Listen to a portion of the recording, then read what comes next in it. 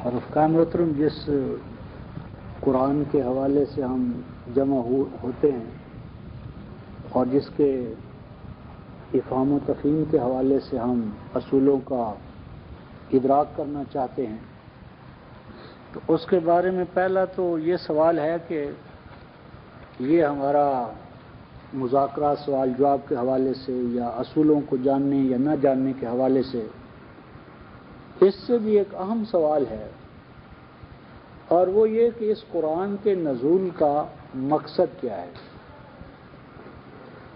یہ قرآن کیوں نازل ہوا ہے؟ نزول قرآن کی غایت کیا ہے؟ مقصد کیا ہے؟ اور جب کسی قوم کا اس کتاب پر ایمان ہو یا دعویٰ ہو کہ وہ ایمان رکھتی ہے، تو کیسے پرکھا جائے کہ یہ قوم ایمان رکھتی ہے یا نہیں رکھتی؟ تو آج کا ہمارا درس جو ہے، اس کا اصل موضوع یہ ہے کہ قرآن کے نزول کا مقصد کیا ہے،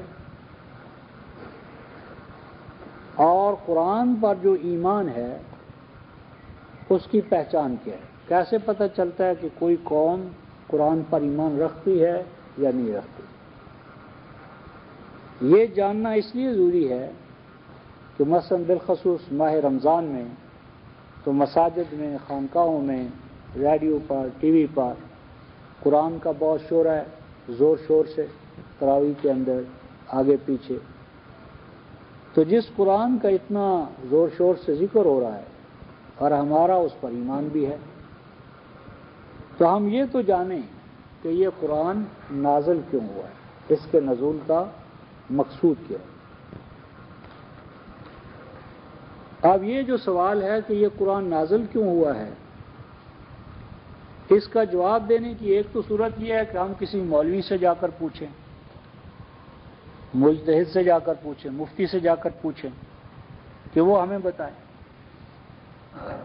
اور ایک یہ ہے کہ ہم اسپیکولیشن کریں، قیاس کریں، خود کسی طرح تک بندی کریں، سیاق و سباق جوڑیں، یہ دوسرا طریقہ ہے۔ اور اس ضمن میں ایک اور بات بھی اہم ہے، اور وہ یہ کہ مجرد جو عقلی قیاس ہے وہ ناکافی ہوتا ہے تاکہ واقعاتی شہادت جو ہے اس کے ساتھ نہ ہو۔ مثلا اب میں ایک مکان میں بیٹھا ہوں جس کے میرے سامنے 3 دروازے ہیں، سامنے بھی دروازہ ہے، دائیں طرف بھی ہے، بائیں طرف بھی ہے۔ اب اگر کوئی عقلاً یہ ثابت کرنا چاہے کہ میں فلاں گیٹ سے نکلا ہوں، تو برابر کے وہ دلائل دے سکتا ہے۔ وہ کہہ سکتا ہے جی قاضی صاحب نے جانا تھا، اندر جانا تھا، تو اندر جو گھر ہے مثلا وہ چونکہ دائیں جانب تھا تو وہ دائیں دروازے سے گئے ہوں گے، یہی منطقی بات ہے۔ قریب کا راستہ چھوڑ کر وہ دور کیسے چلے گئے؟ دوسرا کہتا ہے بات تو آپ کی صحیح ہے، لیکن بائیں دروازے پر ان کا ایک دوست آیا ہوا تھا، تو اس دوست کو ملنے کے لیے وہ باہر ادھر نکلے اور ادھر سے پھر وہ اندر چلے گئے۔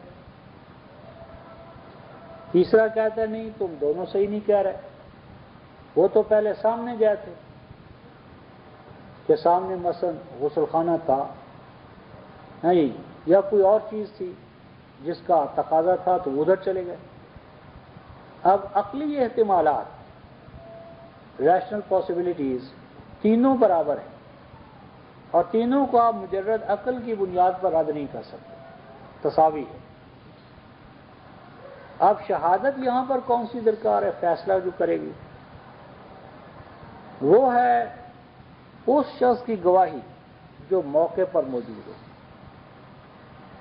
تو موقع کا گواہ جو ہے وہ جو کچھ کہے گا وہ آپ کو ماننا ہوگا، کیونکہ داخل ہونے والا ایک فاعل مختار ہے، اس کے اختیار و ارادہ پر کوئی جبر نہیں ہے۔ اور یہیں سے ایک اور مسئلہ رفقائے محترم سمجھیں، اب ایک مجلس لگی ہے، اس میں سائنٹسٹ بیٹھے ہیں، بڑے بڑے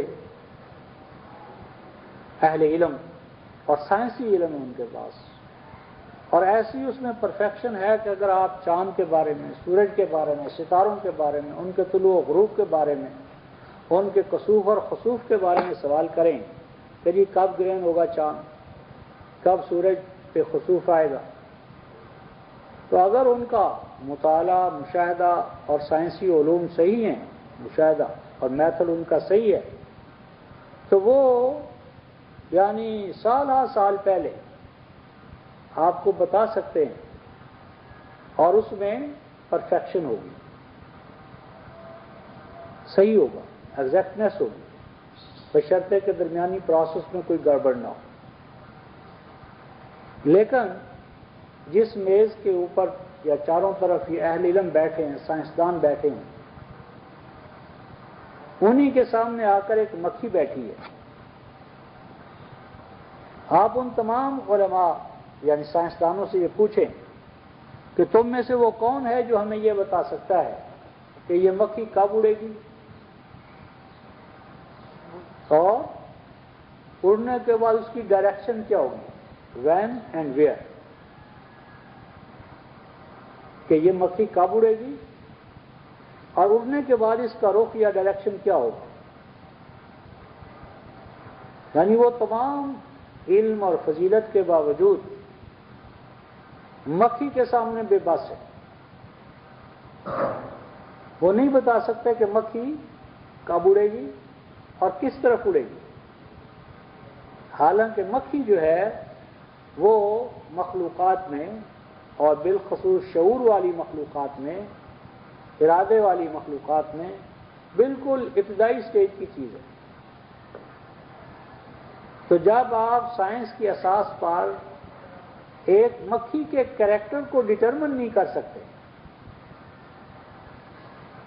تو آپ صاحب اختیار، صاحب ارادہ، صاحب شعور ہو کر ہمارے مسلمان بھائی، اب تو پتہ نہیں، پہلے یہ جو پنجاب یونیورسٹی ہماری مال روڈ پر کیمپس ہے اس کا، تو لیٹینوں کے ساتھ وہاں ایک پروفیسر بیٹھتا تھا، پتہ نہیں اب بیٹھتے بسمل، اور اس کے سامنے ہم اپنا ہاتھ رکھتے تھے اور پوچھتے تھے کہ بتائیں کہ میں فیل ہوں گا یا پاس ہوں گا، میں امریکہ جاؤں گا یا نہیں جاؤں گا، میری شادی ہوگی یا نہیں ہوگی۔ یعنی وہ جو فٹ پاتھ پہ بیٹھا ہوا پروفیسر ہے وہ تو سائنٹسٹ نہیں ہے، اور سائنٹسٹ بھی ہو تو مکھی کے بارے میں تو پریڈکٹ نہیں کر سکتا، اور تم صاحب ادراک، صاحب شعور، اور تم اپنی قسمت اس سے جا کر پوچھ رہے ہو۔ کہیں ان سے ہم جا کر پوچھتے ہیں اور کہیں دعوی علم و فضیلت، قرآن، اجی یہ میرا بچہ چونکہ جنوری میں پیدا ہوا ہے اور جنوری میں فلاں برج کی حکومت ہوتی ہے، لہذا میرا بچہ تو ایسا ہی ہوگا، یہ سرطان میں پیدا ہوا، یہ جدی میں پیدا ہوا ہے، لہذا بھائی میرے بیٹے کا تو یہی کردار ہے۔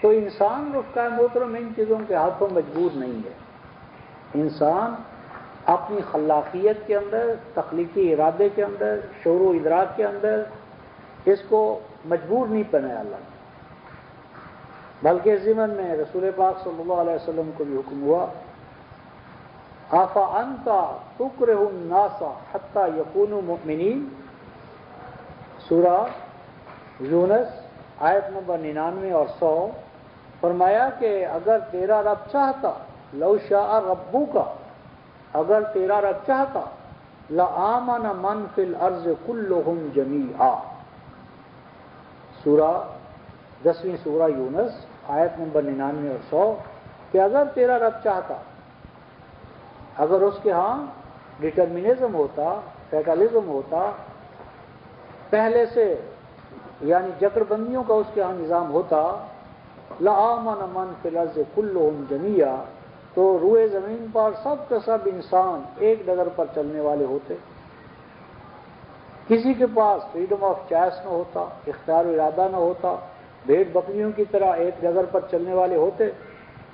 تو اے رسول، افانت تکرہ الناس حتی یکونوا مؤمنین، تو اے رسول جو کام اللہ نے نہیں کرنا چاہا کیا آپ وہ کریں گے؟ یعنی ڈنڈا چلائیں گے، جبر کریں گے تشدد کریں گے، خواہ وہ عقلی تشدد ہو، عقلی جبر اور اکراہ ہو، یا فزیکل. اور قرآن کہتا ہے نہیں، رسول کا یہ کام نہیں. اور آگے قرآن کہتا ہے وَيَجْعَلُ الرِّجْسَ عَلَى الَّذِينَ لَا يَعْقِلُونَ. فرمایا کہ اللہ تبارک و تعالی ناپاک قرار دیتا ہے، ناپاک قرار دیتا ہے، غلیظ قرار دیتا ہے، پلید قرار دیتا ہے کن کو؟ الذین لا یعقلون. ہونا تجھے چاہیے تھا جو نماز نہیں پڑھتے، جو روزہ نہیں رکھتے، جو حج نہیں کرتے. نہیں، قرآن کہتا ہے ان کو ناپاک اور غلیظ قرار دیتا ہے جو عقل سے کام نہیں لیتے. اور یہ جو رفقائے محترم آپ کو، مجھے، ہر ابن آدم کو یہ جو سمع، بصر اور فؤاد یعنی سننے کی طاقت، دیکھنے کی طاقت، اور سنے اور دیکھے ہوئے کو ان میں جنرلائزیشن کرنا، مشاہدے اور مطالعے سے جو ما حاصل ہو اس کو ویریفائی کرنا، پکانا، اور پکا کر اس کو بعض یعنی تجربہ اور بعض تجربہ کی بھٹی سے گزارنا، اور پھر ان میں سے عمومی قواعد اور قوانین کا استنباط کرنا، فواد. یہ وہ مسئلہ ہے، ذمہ داری ہے کہ آپ میں، مجھ میں، ہر شخص میں اللہ تبارک و تعالی یہ استعداد رکھی ہے، اور وہ جواب دہ ہے کہ اس سے کام لے. سورہ بنی اسرائیل جو 17 سورت ہے، اس کی آیت نمبر 36 میں ارشاد فرمایا کہ لا تقف ما لیس لک بہ علم. اے انسان، اے مسلمان، کسی ایسی چیز کو پلے مت باندھ، اس کے پیچھے مت چل جس کا تجھے براہ راست علم نہیں ہے. اور علم کہاں سے حاصل ہوتا ہے؟ ان السمع، سننے سے، والبصر، دیکھنے سے، والفؤاد، اور مائنڈ، برین، عقل، عقلی قاعدے کلیہ استنباط کرنے سے. اور اس کے بعد ہے کلو اولئک کان عنہ مسئولا. یہ اپنے اپنے مقام پر جب آپ ترجمہ دیکھیں گے کوئی بھی، تو تمام ترجمے اس مقام پر فیل ہو گئے. کلو اولئک کان عنہ مسئولا، اولئک کا اشارہ کر دیا ہے سمع، بصر اور فؤاد کے بارے میں، کہ یہ سمع، بصر اور فؤاد میں سے ہر ایک کے بارے میں سوال ہوگا. ہر ایک سے پوچھا جائے گا، آنکھوں سے بھی پوچھا جائے گا، کانوں سے بھی پوچھا جائے گا، دماغ سے بھی پوچھا جائے گا. نہیں، آنکھ سے کچھ نہیں پوچھا جانا، کان سے کچھ نہیں پوچھا جانا، دماغ سے کچھ نہیں پوچھا جانا، بلکہ کلو اولئک سے مراد ہیں سب کے سب ابنائے آدم. آنکھ والوں سے سوال ہوگا، کان والوں سے سوال ہوگا، دل دماغ والوں سے سوال ہوگا کہ جب ہم نے تمہیں دل، دماغ، آنکھ، کان عطا کیے تھے تو اسے تم کام میں لائے یا نہیں لائے؟ اسے تم نے استعمال کیا یا نہیں کیا؟ اور اس ضمن میں قرآن بتاتا ہے کہ یہ ہلاک ہونے والی قومیں، ان کی پہچان ہی یہ تھی کہ انہوں نے زندگی کو تقسیم کر رکھا تھا دین اور دنیا کے خانوں میں، مذہب اور دنیا. دنیا کے معاملے میں تو ہر چیز کو وہ جانچ پڑتال کرتے تھے، ٹھوک بجا کر اسے دیکھتے تھے، لیکن مذہب کا دنیا معاملہ جب آتا تھا تو بلائنڈ فیتھ، اندھی عقیدت، اندھا ایمان. قرآن کہتا ہے یہ قارون، یہ فرعون، یہ حامان، یہ قوم عاد، یہ قوم سمود، آدم و سمود، عاد، سمود، فرعون. اور آگے قرآن کہتا ہے وَقَانُوا مُسْتَبْصِرِينَ، وَقَانُوا مُسْتَبْصِرِينَ، 29/39، وَقَانُوا مُسْتَبْصِرِينَ. یہ بڑے جہاں دیدہ تھے، ان میں بڑی بصیرت تھی. بڑا استفسار، استبصرہ کا معنی ہوتا ہے کسی چیز کے انر میں جھانکنا، اس سے جانچ پڑتال کرنا، پرکھنا، ایویلویٹ کرنا، اس کی قدر و قیمت کا اندازہ لگانا. لیکن یہ جتنی ان کی صلاحیتیں تھیں یہ صرف دنیاوی حوالے سے. جہاں تک مذہب کا تعلق تھا، دین کا تعلق تھا، تو کہتے نہیں، اس میں حسبنا ما وجدنا علیہ آباءنا، سورہ المائدہ آیت 101 کہ دین کے دائرے میں اندھے مقلد اور دنیاوی حوالے سے انتہائی ماڈرن. کل بھی انسانیت کا المیہ یہ تھا، آج بھی انسانیت کا المیہ یہ ہے. تو میں نے بتانا یہ تھا کہ آج ہم نے یہ دیکھنا ہے کہ اللہ کی جو کتاب ہے قرآن، یہ ہمیں کیوں عطا کی گئی ہے؟ مردوں کو ثواب پہنچانے کے لیے، یا بلا سوچے سمجھے اس کی سطروں پر انگلیاں لگانے کے لیے، یا مجرد ختم کرنے کے لیے؟ کیوں نازل ہوئی ہے یہ کتاب؟ کیوں ہمیں عطا کی گئی ہے؟ اور آج سے 1400 سال پہلے جب صحابہ کو یہ قرآن ملا تو انہوں نے دنیا کا کیوں نقشہ تبدیل کیا؟ ان کے پاس انسینٹو کیا تھا؟ کیوں دنیا جہان کا انہوں نے نقشہ تبدیل کیا؟ اور ربع صدی کے اندر، یعنی decline of the Roman empire, Lord Gibbon, اس میں وہ لکھتا ہے کہ حیران کن بات یہ ہے کہ رومن امپائر والے 800 سال میں عالم انسانیت کو وہ کچھ نہ دے سکے، یوز و برکات، شفقت اور رحمت، کہ جو مسلمانوں نے 80 سال میں عالم انسانیت کو جو کچھ دیا ہے وہ رومن امپائر عالم انسانیت کو 800 سال میں نہیں دے سکا. اور یہ رفقائے محترم کتاب اللہ یا قرآن کا یہ جو فیضان تھا، قرآن نے جو شخصیتیں ڈھالی تھی اپنی ٹکسال میں، وہ اتنی کمپریہنسو یا جامع تھیں، آپ اندازہ لگائیں کہ قرآن کی شخصیت سے جو افراد ڈھلے مکے اور مدینے میں، مسجد نبوی میں، تو وہ ایسی ہمہ گیر تربیت تھی کہ وہی معلم ہے، قاضی ہے، ایڈمنسٹریٹر ہے، فاتح ہے، یعنی ایک ہی شخصیت جو ہے وہ اتنی ہمہ گیر ہے کہ وہ ہمہ گیر شخصیت جس حوالے سے بھی دیکھو اس میں قائدانہ صلاحیت ہے. آج ہمارا حال نہیں ہے کہ ون سائڈڈ، جو کچھ ہے بس ایک ہی طرف کا ہے اور اس کے اندر بھی وہ پرفیکشن نہیں. تو قرآن کی جو تربیت ہے یہ حضور علیہ السلام نے صحابہ میں کیسے پیدا کی؟ اس کا میتھڈ کیا ہے؟ کیا یہ ایکسیڈنٹلی ہو گیا تھا؟ یعنی کیا یہ کسی ایکسیڈنٹ سے ایسے ایک ہو گیا اور اب آئندہ کے لیے اس کا کوئی میتھڈ نہیں ہے؟ تو اگر ایکسیڈنٹلی ہو گیا تھا اور میتھڈ کوئی تھا نہیں تو اب اس کو پڑھنے اور ماننے سے کیا فائدہ؟ کیونکہ اب وہ تو ہم کر نہیں سکتے. اور اگر ہم یہ کہیں کہ جو حضور علیہ السلام نے انقلاب برپا کیا یہ اس لیے تھا کہ آپ کے پاس بڑے معجزات تھے،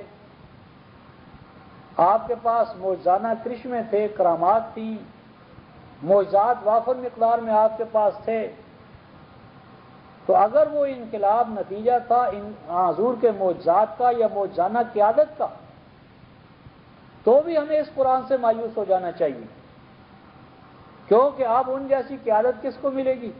اور وہ بھی پھر معجزات والی قیادت.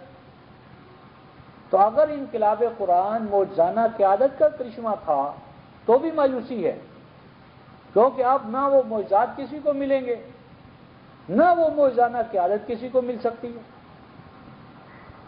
اور یہی وجہ ہے کہ آج ہم قرآن کا انقلاب برپا کرنے کی بجائے آنے والے کا راستہ تک رہے ہیں. آنے والا مسیح آئے گا، مہدی آئیں گے تو مسلمانوں کی اور عالم انسانیت کی اصلاح ہوگی. ہم سے کچھ نہیں ہو سکتا کیونکہ ہمارے پاس وہ معجزانہ قیادت ہے نہیں، ہو نہیں سکتی. تو یہ جو آنے والے کا انتظار ہے اور ایک معجزہ کار قیادت کی طلب ہے ہمارے اندر، تو یہ بھی قرآن کے حوالے سے جو قرآن کا انقلاب ہے اس کو ہم اس تناظر کے اندر نہیں دیکھ رہے جس تناظر کے اندر کتاب اللہ نے خود اپنے آپ کو رکھا ہے. تو آج کا ہمارا یہ موضوع جو ہے اس حوالے سے ہے کہ کتاب اللہ نے یا رحمان نے قرآن پاک کے نزول کا کیا ہدف، ٹارگٹ، مقصد رکھا ہے، اور وہ مقصد آج کے زمان و مکان میں جس میں ہم رہ رہے ہیں کیا حاصل ہو سکتا ہے؟ حاصل ہو سکتا ہے تو اس کے حاصل ہونے کی ضمانت جو ہے، شورٹی جو ہے، وہ کس میں ہے؟ تو تو نزول قرآن کا جو اساسی مقصد ہے رفقہ محترم، وہ تو بہت سی آیات میں ہمیں ملے گا، لیکن میں ایک بنیادی حوالہ جات آپ کے سامنے رکھتا ہوں۔ ان میں سب سے پہلے ہم سورہ ابراہیم کو اگر دیکھیں، سورہ ابراہیم 14ویں سورہ ہے، اور اس کی آیت نمبر 1 میں قرآن یہ دعویٰ کرتا ہے، الف لام را کتاب انزلناہ الیک لتخرج الناس من الظلمات الی النور باذن ربہم الی صراط العزیز الحمید، کہ اے الف لام را، یہ الف لام را جسے عام طور پر حروف مقطعات کہتے ہیں، تو یہ حروف مقطعات نہیں ہیں، یہ آیات بینات ہیں، آیات مبینات ہیں۔ اور قرآن کی جتنی بھی آیات ہیں وہ ایک تو خود روشن ہیں، روشنی عطا کرنے والی ہیں، اور یہ ایک روشن کتاب کی آیات ہیں، حروف نہیں ہیں۔ اور یہ 29 آیتیں ہیں، جہاں بھی حروف مقطعات آئے ہیں آپ دیکھیں گے وہاں ایک مستقل آیت کا نشان ہے، الف لام میم ہا میم کاف ہا یا عین صاد یاسین طٰہٰ، یہ جتنے بھی مقامات ہیں ان میں آپ آیات کے نشانات پائیں گے، اور سب میں حضور علیہ السلام کو خطاب کیا گیا۔ تو یہ ایک الگ موضوع ہے۔ خلاصہ یہ ہے اس کا کہ یہ حضور علیہ السلام کے صفاتی اسماء ہیں، اور پھر ان صفاتی اسماء کا انسانی سوسائٹی کے ساتھ، انسانی فرد کی تربیت کے ساتھ گہرا تعلق ہے۔ تو الف لام را، الف سے مراد حضور علیہ السلام کا امین ہونا مراد ہے، لام سے مراد آپ کا لین القلب ہونا مراد ہے، را سے مراد آپ کا رؤوف الرحیم ہونا مراد ہے، اور جہاں میم ہے وہاں سے مراد مرسل محمد ہے، کاف سے مراد کریم ہے، ہا سے مراد ہادی ہے، یا سے مراد میسر اور یاسر ہے، اور صاد سے مراد صادق و مصدق ہے۔ تو یہ جو حضور علیہ السلام کے صفاتی اسماء ہیں، ان صفاتی اسماء میں اپنی ایک حکمت ہے قرآن کی، کہ جن صورتوں میں یہ آئے ہیں وہاں کیا بات ہے کہ یہ لائے گئے، بعض صورتوں میں نہیں لائے گئے، کیوں نہیں لائے گئے، یہ ایک الگ موضوع ہے جس پر ہم آگے چل کر گفتگو کریں گے ان نشستوں میں۔ تو الف لام را یعنی ان صفات کا حامل رسول جو ہے اسے خطاب ہوتا ہے کتاب انزلناہ الیک، کتاب آپ کی طرف جو ہم وحی کر رہے ہیں، کتب نہیں، کتابان نہیں، 2 کتابیں نہیں، 2 سے زیادہ کتابیں نہیں، کتاب ایک ہی کتاب ہے، ما انزل اللہ ما یوحی الی الرسول، ایک ہی کتاب ہے، اور یہی واجب الاتباع ہے۔ تو یہ جو کتاب ہے اسے ہم نے آپ کی جانب نازل کیا ہے۔ تو اب ہم نے پوچھا کہ اے رحمان آپ نے یہ قرآن کیوں نازل کیا ہے، یہ قرآن کیوں نازل ہوا ہے؟ صاحب قرآن جس کا قرآن ہے اسی سے ہم پوچھیں، مولوی سے کیوں پوچھیں، مجتہد سے کیوں پوچھیں؟ اگر رحمان خود اپنی کتاب کے بارے میں ہماری رہنمائی کر سکتے ہیں تو رحمان سے نہ پوچھنا اور مولوی سے پوچھنا صحیح۔ ایک کامل کتاب وہی ہو سکتی ہے جو اپنے بارے میں ہر سوال کا خود جواب دے۔ اگر سوال کتاب پر ہو اور جواب وہ امت دے، اس کا کتاب ناقص ہے۔ کتاب کامل اور محتاج الی تکمیل جو کتاب نہیں ہے وہ تبھی ہو سکتی ہے کہ وہ اپنی صداقت کے بارے میں، دعاوی کے بارے میں، مقاصد کے بارے میں، مقاصد کے حصول کے لیے سبل اور طرق کے بارے میں جو سوال بھی اٹھے اس کا جواب وہ خود دے۔ تو ہمارا سوال یہ ہے کہ اے قرآن تو کیوں نازل ہوا؟ تو قرآن میں رحمان جواب دیتے ہیں لِتُخْرِجَ، یہ قرآن اس لیے تمہیں عطا کیا گیا ہے اے رسول، آپ کو اس لیے عطا کیا گیا لِتُخْرِجَ، تاکہ آپ نکالیں، تاکہ آپ نکالیں. کن کو نکالیں؟ کہاں سے نکالیں؟ کدھر نکالیں؟ کہاں سے نکالیں؟ کس طرف نکال کر لے جائیں؟ کس چیز سے نکالیں؟ کیوں نکالیں؟ یہ 4 سوالات. کہاں سے نکالیں؟ کیوں نکالیں؟ کس حوالے سے نکالیں؟ کدھر لے جائیں؟ تو فرمایا کہ کن کو نکالیں؟ پہلا سوال الناس. العرب نہیں فرمایا، العجم نہیں فرمایا، البیز نہیں فرمایا، سفید قوموں کو، زرد قوموں کو، سیاہ قوموں کو، گوری چٹی قوموں کو نہیں. الناس اور الف لام اس پہ داخل کر کے ہیومینٹی آن دا ہول. الناس یعنی قرآن سے پہلے جو رسالتیں اور دعوتیں تھیں وہ قومی تھیں. موسیٰ نے اپنی قوم کو کہا، مسیح نے بنی اسرائیل اپنی قوم کو کہا، اور جتنے بھی انبیاء آئے وہ اپنی اپنی قوم کی طرف آئے.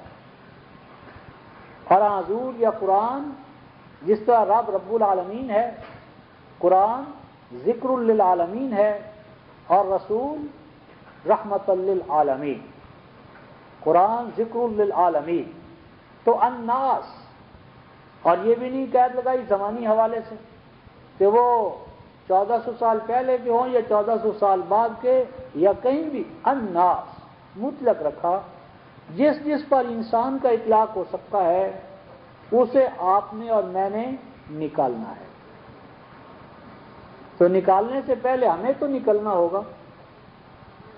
مریض جو ہے وہ کیسے مریضوں کو صحت یاب کر سکتا ہے؟ تو جو صحت یابی کا دعویٰ کرے پہلے اسے صحت مند ہونا چاہیے. فرمایا کہ نکالنا ہے تم نے کن کو؟ الناس.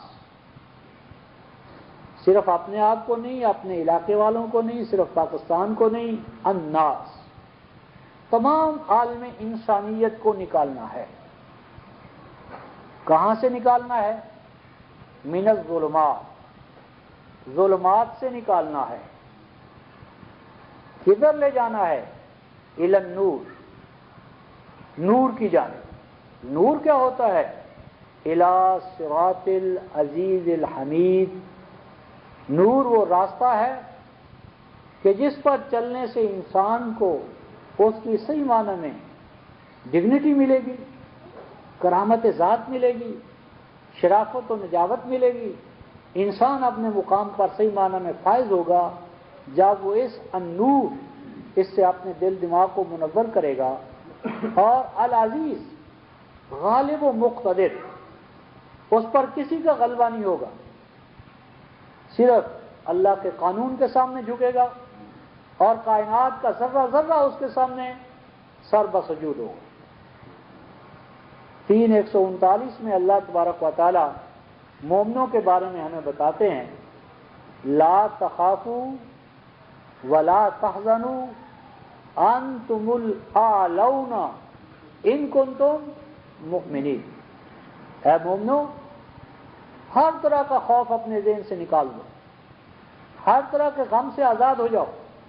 انتم الاعلون، جس طرح سبحان ربی سب اسم ربک الاعلی، جس طرح رب تمہارا الاعلی ہے. اے ایمان والو تم اعلون ہو، لیکن ایک شرط ہے. وہ کیا؟ ان کنتم مؤمنین، اگر تم وہ مومن بنو جن کو میں مومن کہتا ہوں. رحمان والے مومن بن جاؤ. اعلون بننا تمہارا یعنی مقدر، اعلون بن کر رہو گے لیکن مومن ہو. اور اگر وما یؤمن اکثرهم باللہ الا وهم مشرکون 12:106، تو اگر مومن ہوں دعوے میں اور عملاً وہ ہوں مشرک تو وہ غالب کیسے ہوں؟ تو فرمایا کہ تم ان کو نکالو، نور کی جانب لاؤ. نور وہ راستہ ہے کہ جس راستے پر چلنے سے غلبہ ہے، تفوق ہے، کائنات میں اعلیٰ سے اعلیٰ مقام ہمیں ملتا ہے. اب یہاں پر ظلمات کا مسئلہ آ گیا کہ یہ ظلمات کیا ہوتے ہیں؟ ظلمات تو ہم کہتے ہیں ڈارکنیس کو، روشنی کا نہ ہونا، ظلمت ہے، تاریکی ہے. تو یہ رفقا محترم قرآن کی اصطلاح ہے. اب قرآن کافروں کے بارے میں، کافر سے مراد کسی کو گالی دینا کافر نہیں ہے. ہمارے پارٹی پروگرام کا جو منکر ہے، اپوز کرتا ہے، وہ کافر ہے. کافر کہنا کوئی گالی نہیں ہے، یہ ایک حقیقت ہے. ایک پروگرام کو ماننے والا، ایک پروگرام کا منکر نہ ماننے والا. تو یہ جو ظلمات ہیں رفقا محترم، یہ قرآن کی اصطلاح میں کیا ہیں جن کو ہم نے سمجھنا ہے. یہ سورہ ابراہیم کی پہلی اور دوسری آیت تھی. آیت نمبر 5 کا مطالعہ کریں. اسی سورہ میں فرمایا وَلَقَدْ أَرْسَلْنَا مُوسَىٰ بِآيَاتِنَا، بے شک ہم نے بھیجا موسیٰ کو اپنے احکام اور ہدایات دے کر. کیوں بھیجا؟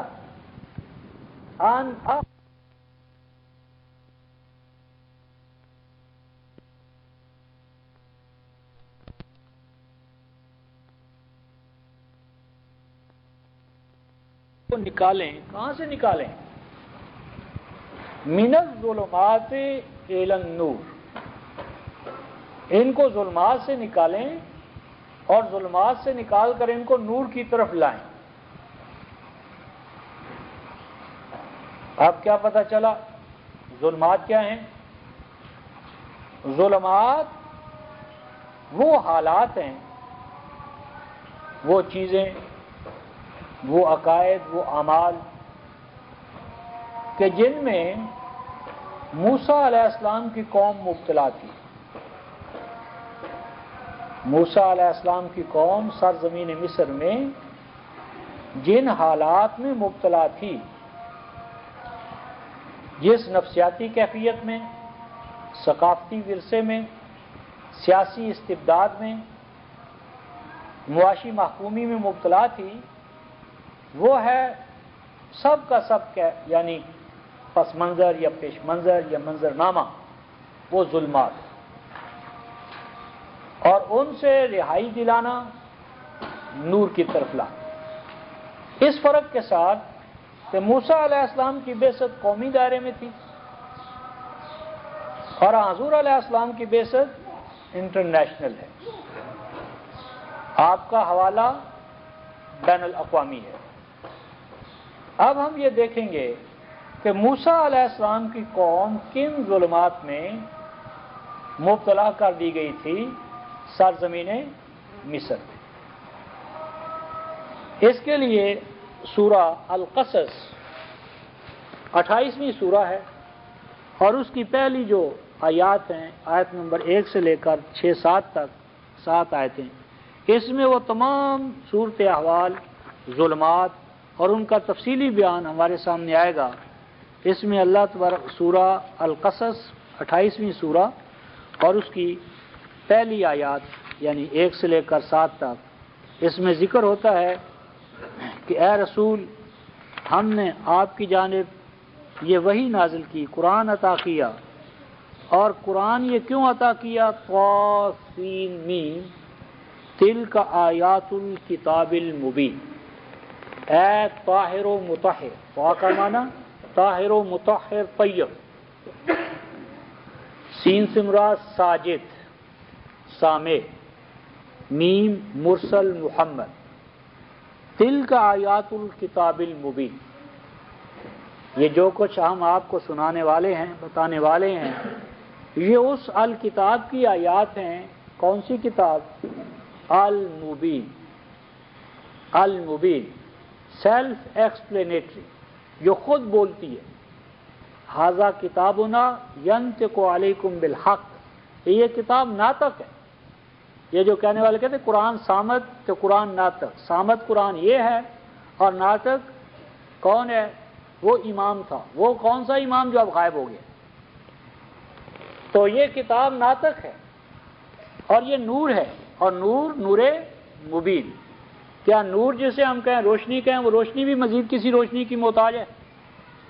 تو یہ کتاب کی آیات ہیں اس کتاب کی جو مبین ہے، سیلف ایکسپلینیٹری ہے.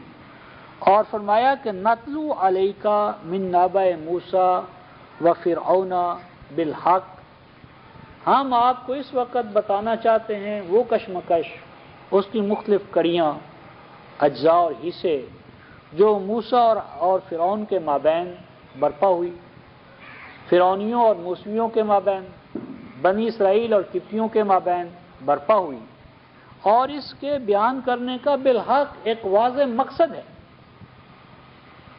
آج مسلمان ان آیات کو پڑھتا ہے لیکن ان کا حق ہونا جو ہے اس سے آنکھیں بند ہے اس کی۔ وہ پڑھے گا سورہ القصص، سنے گا بھی، تراویح میں بھی سنے گا، لیکن ایسا گزر جائے گا کہ اس کو اس کا حق ہونا نظر نہیں آئے گا۔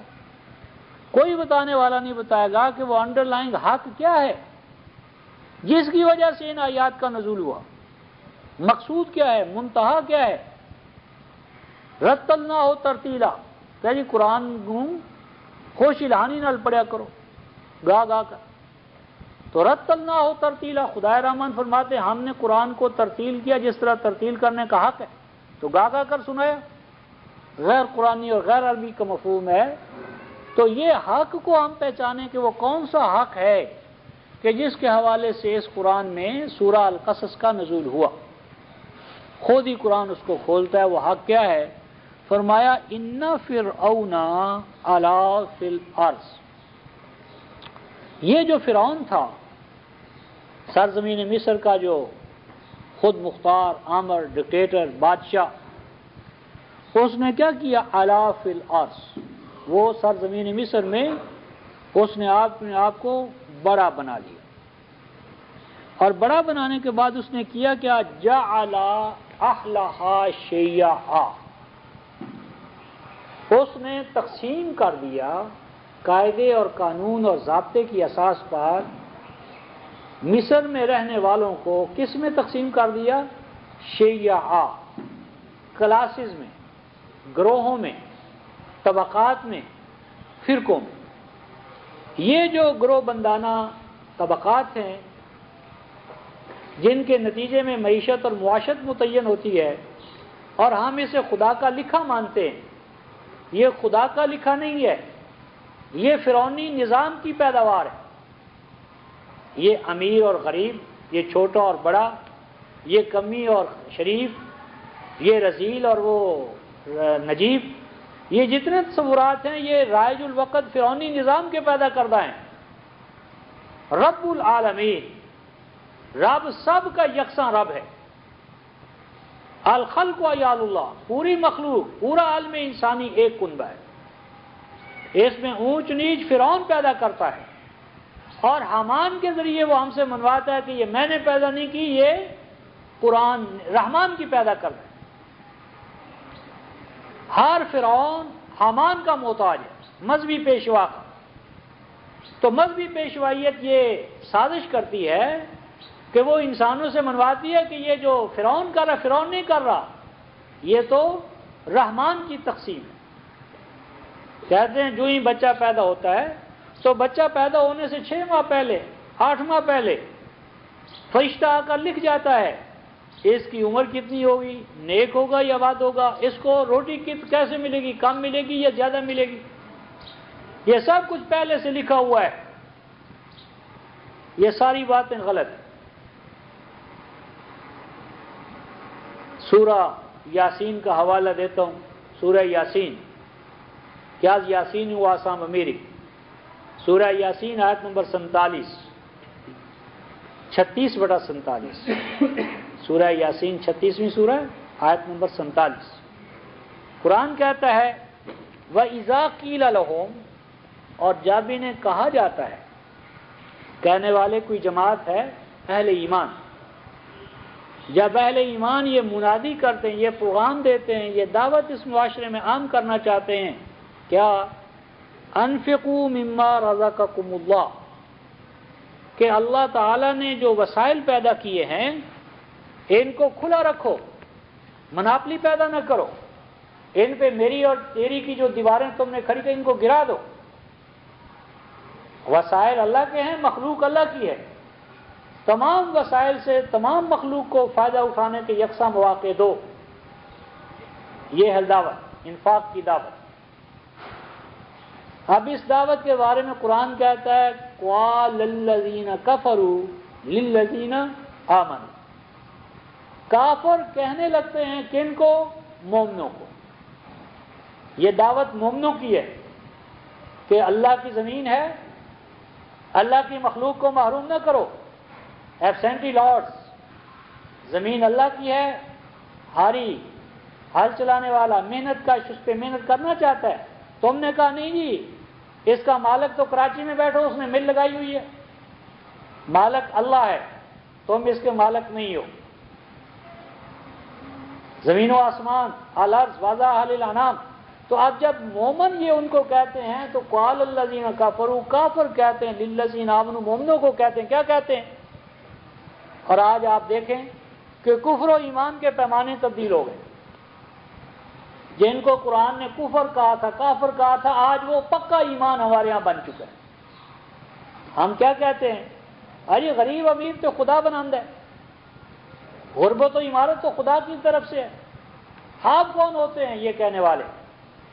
اگر غریبی اور امیری کے نظام میں آپ کوئی تبدیلی لائیں گے تو یہ خدا کے نظام میں مداخلت ہے۔ ہاں، اب خدا رحمان فرماتے ہیں، خدا کا فتویٰ۔ کافروں نے یہ کہا، کیا کہا؟ سورہ یاسین آیت نمبر 47 قرآن کہتا ہے کافر کہتے تھے اَنُطْعِمُ مَن لَّوْ یَشَاءُ اللَّهُ أَطْعَمَهُ، اے مومنو تمہارا دماغ تو ٹھیک ہے، اَنُطْعِمُ، کیا ہم ان کو روٹی دیں، ان کو وسائل میں شریک کر لیں کہ ان کو اللہ یشاء اللہ اطعمہ، اگر اللہ چاہتا تو وہ ان کو دے دیتا، اللہ نے نہیں دینا چاہا ان کو، ہم کون ہوتے ہیں ان کو دینے والے؟ بھائی یہ تو اللہ کا کام ہے، اللہ کا نظام ہے، جس کو چاہے امیر بنائے، جس کو چاہے غریب بنائے، ہم کون ہوتے ہیں؟ قرآن کہتا ہے کافر یہ کہتے تھے، اور آج آپ کا بڑے سے بڑا مولوی مومن محدث یہی کہہ رہا ہے کہ یہ تقسیم خدائی ہے۔ خدا کہتا ہے قال الذین کفروا، کافر کہتے ہیں للذین آمنوا، ایمان والوں کو کہتے ہیں، کیا کہتے ہیں؟ اللہ یشاء اللہ اطعمہ، اگر اللہ چاہتا تو ان کو دے دیتا، ان کو ہم نے پیدا کیے، جس نے پیدا کیا وہی رزاق ہے، اس نے خود ان کو نہیں دینا چاہتا، تو جو اللہ نے نہیں دینا چاہا تو ہم کیوں ان کو دیں؟ ہم اللہ کے نظام میں کیوں مداخلت کریں؟ اور رفقائے محترم، کافروں کے بارے میں ہمارے جو تصور ہے کہ وہ اللہ کو نہیں مانتے تھے، غلط ہے۔ وہ اللہ کو مانتے تھے، موت دینے والا، زندگی دینے والا، نظام چلانے والا، زمین و آسمان کی تدبیر کرنے والا۔ والا انسان تو اگر آپ ان سے پوچھیں زمین کس نے بنائی، آسمان کس نے بنایا، موت تمہیں کون دیتا ہے، زندگی کس کے ہاتھ میں ہے، لا یقولن، تو وہ ڈنکے کی چوٹ کہتے تھے اللہ۔ سارا جھگڑا نظام ربوبیت کا ہے، رب کو مانتے تھے، اس کے نظام ربوبیت کا انکار کرتے تھے، اللہ کی مخلوق کو یکساں مواقع اور یکساں رزق کے معنی اس کو انکار کرتے، کہتے نہیں یہاں مشیت اس کی ہے، یہ تقسیم اس نے رکھی ہے، ہم اس کو توڑنے والے نہیں ہیں۔ قرآن کیا کہتا ہے؟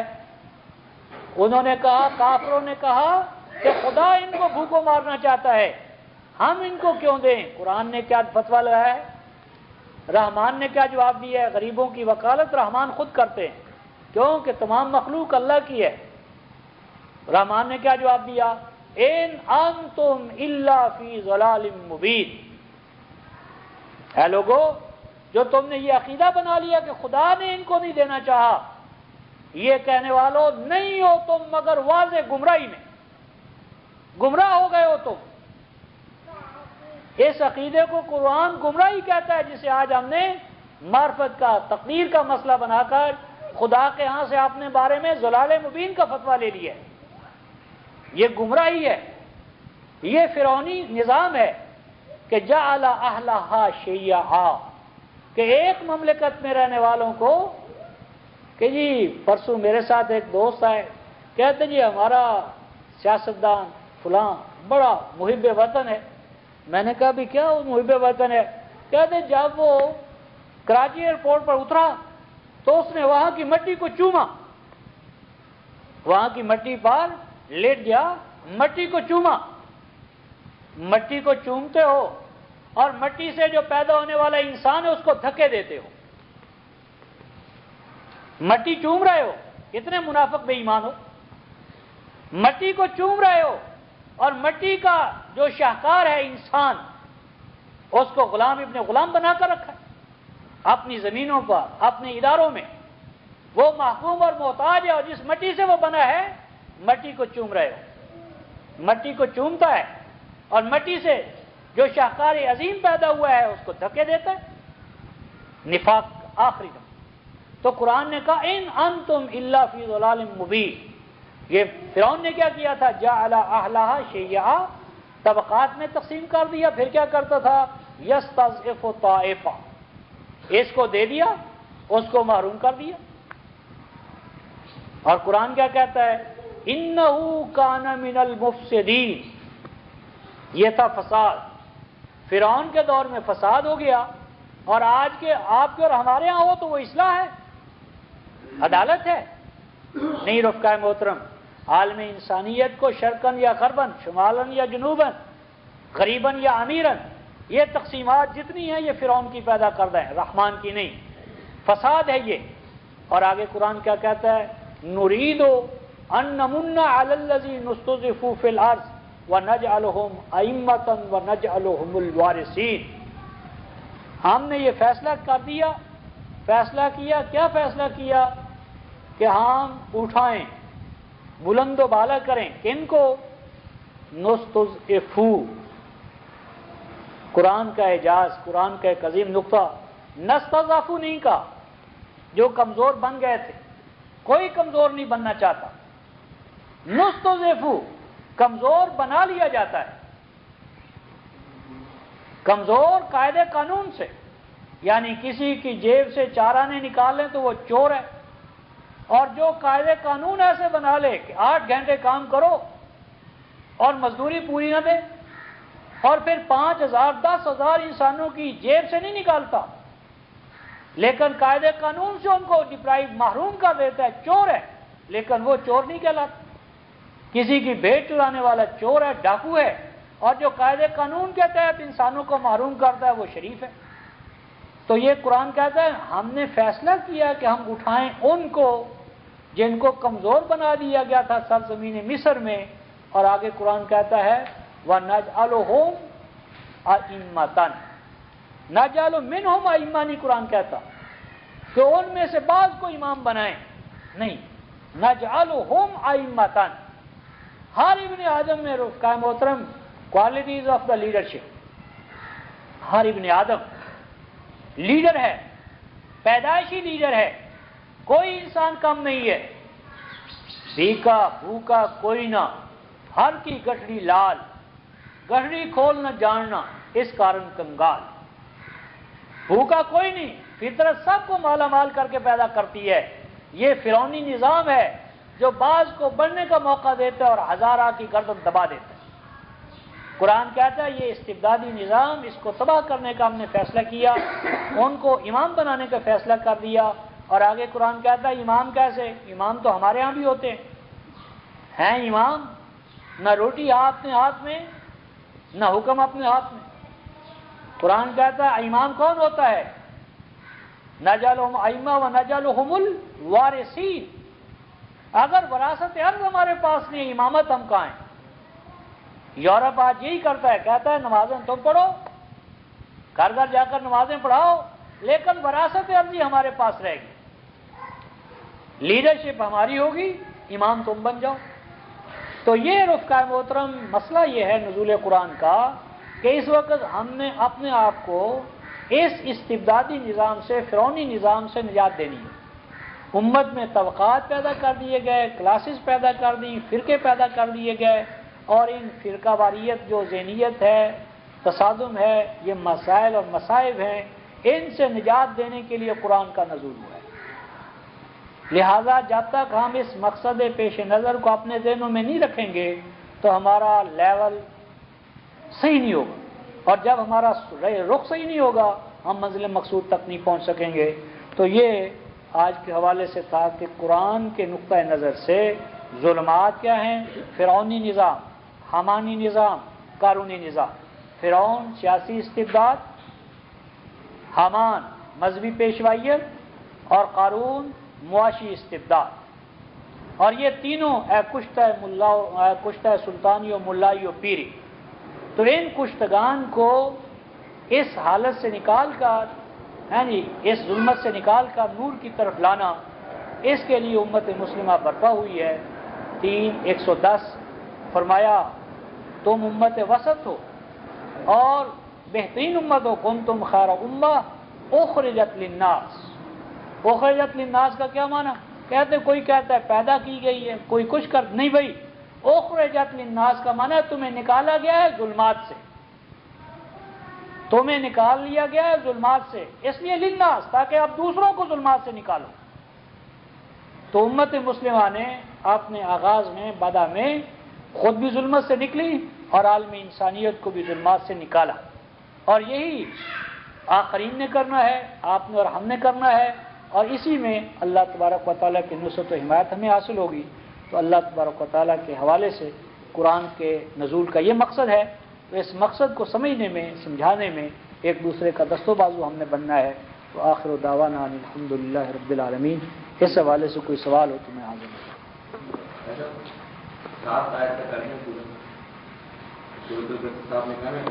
ہاں، آگے اس میں یہ نقطہ ہے بڑا اہم کہ نریدو ہم نے ارادہ کیا.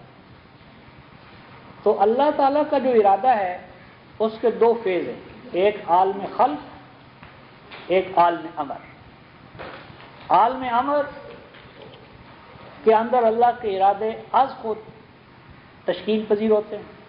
لیکن یہ جو عالم خلق ہے، انسانی دنیا ہے، انسانی دنیا میں جو تغیر یا تبدیلی بھی آتی ہے وہ انسان کے ہاتھوں سے آتی ہے. ان اللہ لا یغیر ما بقوم حتی یغیروا ما بانفسہم. سورہ الانفال آیت 53، سورہ رات آیت نمبر 11.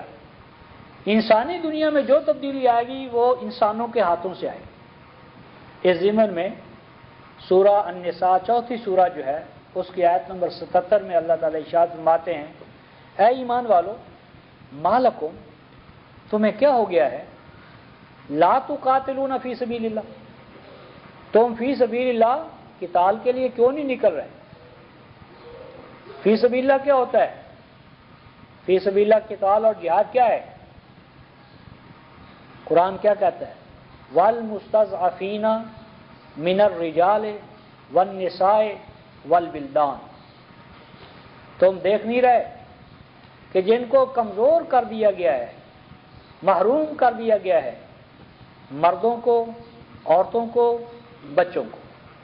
یعنی مرد، عورت اور بچے جو محروم، محکوم، مظلوم، مستضعف ہے، ان کو رہائی دلانے کا کام فی سبیل اللہ کام ہے. یعنی نوع انسانی کو اس استبداد اور غلامی سے نجات دلانا، اس کے لیے جدوجہد کرنا فی سبیل اللہ ہے، اللہ کا راستہ ہے. کیونکہ مخلوق اللہ کی ہے، اللہ کی مخلوق کو ان غلامیوں سے رہائی دلانا یہ فی سبیل اللہ جہاد ہے. اور آگے کیا کہا؟ یقولون کہ یہ جو اللہ کی مخلوق ہے تڑپ رہی ہے، چیخ رہی ہے، چلا رہی ہے، تو کیا یہ چیخ و پکار تمہارے کانوں تک نہیں آ رہی؟ آج رفقائے محترم ایریٹریا میں، صومالیہ میں، حبشہ میں آپ کے اور ہمارے بھائیوں کی، ہم تو عالم انسانیت میں یہ تقسیم جو کفر اور ایمان کی آج عرف عام میں پہلے یہ بھی صحیح نہیں، ہم اس کے قائل نہیں، لیکن پھر بھی تھرڈ ورلڈ یا مظلوموں کی دنیا میں یہ ممالک بھی شامل ہے. تو وہاں پر صومالیہ، ایریٹریا، حبشہ میں رفقائے محترم یہ حالت ہے قحط کا کہ 1.5 kg کلو چاول لے کر مائیں اپنے بچوں کو بیچ رہی ہیں. 1.5 کلو چاول لے کر مائیں اپنے بچوں کو بیچ رہی ہیں. ہے کوئی ہماری زندگی؟ کیا ہماری زندگی ہے؟ کیا ہماری عزت ہے؟ کیا ہماری کرامت؟ نام ہمارا اسلام کا، حکومتیں ہمارے پاس، حکمران ہمارے پاس، بجٹ ہمارے پاس، اور ہم اپنی پاکستان میں کیا ہے؟ ہر پیدا ہونے والا بچہ مقروض پیدا ہو رہا ہے. ہر پیدا ہونے والا بچہ مقروض ہے. کن کا؟ جن کو ہم کافر کہتے ہیں، نجس کہتے ہیں.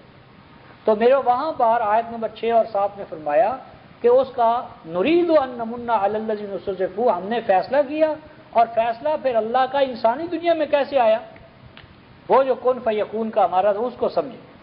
اللہ نے ارادہ کر لیا تو ہونا کیا چاہیے تھا کہ اللہ نے ارادہ کر لیا تو ادھر تخت فرعون کا الٹ جاتا، لیکن ایسا نہیں ہوا۔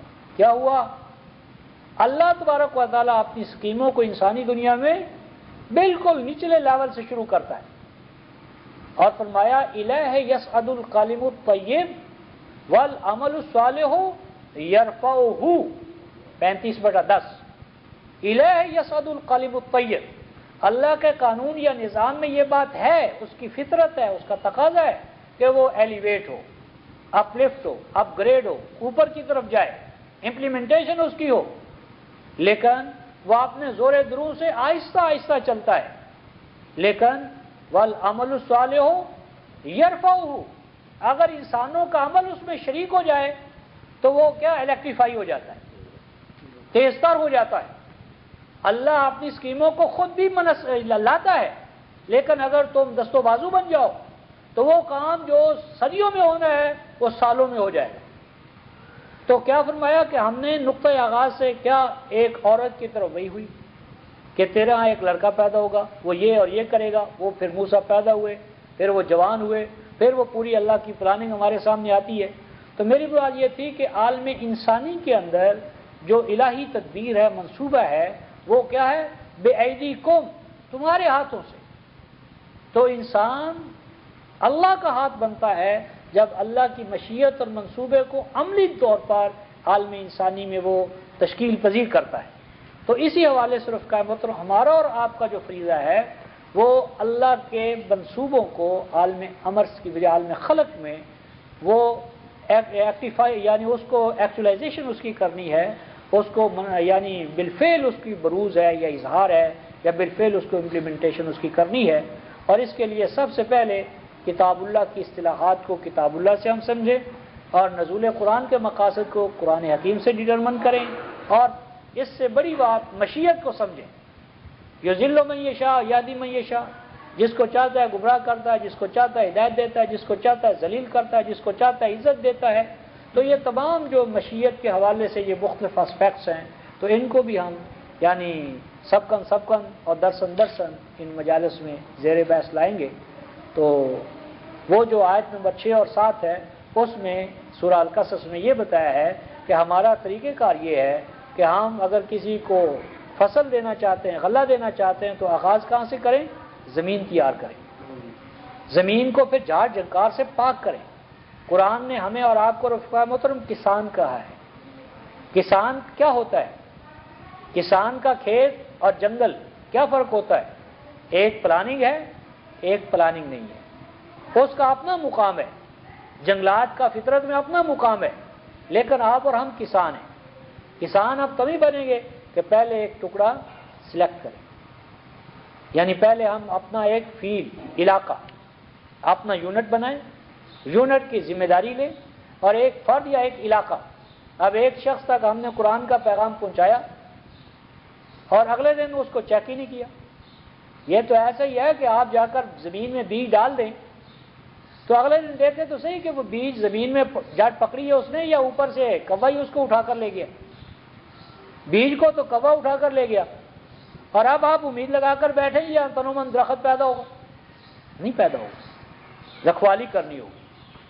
اور اگر بیج نے جاٹ پکڑ لی، نکل بھی آیا، لیکن اوپر سے سرما اور گرما کے اثرات کا ہم نے جائزہ نہیں لیا تو ٹھٹر کر رہ گیا، یا سرما گرما کا بھی جائزہ لیا، رکھوالی نہیں کی۔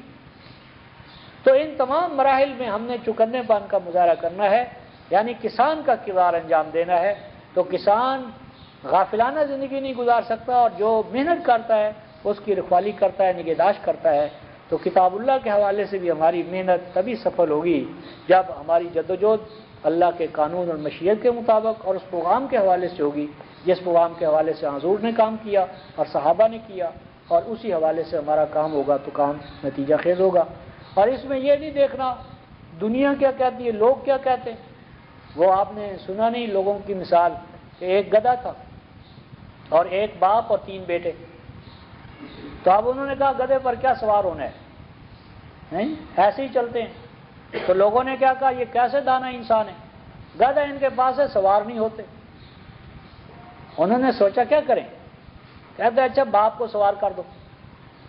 آگے بڑھے، لوگوں نے کہا کتنا بے رحم باپ ہے، بھئی خود سوار ہو گیا ہے اور چھوٹے چھوٹے بچے زمین پر چل رہے ہیں۔ اس نے کہا چلو بھئی ایک میرے ساتھ بیٹھ جائے۔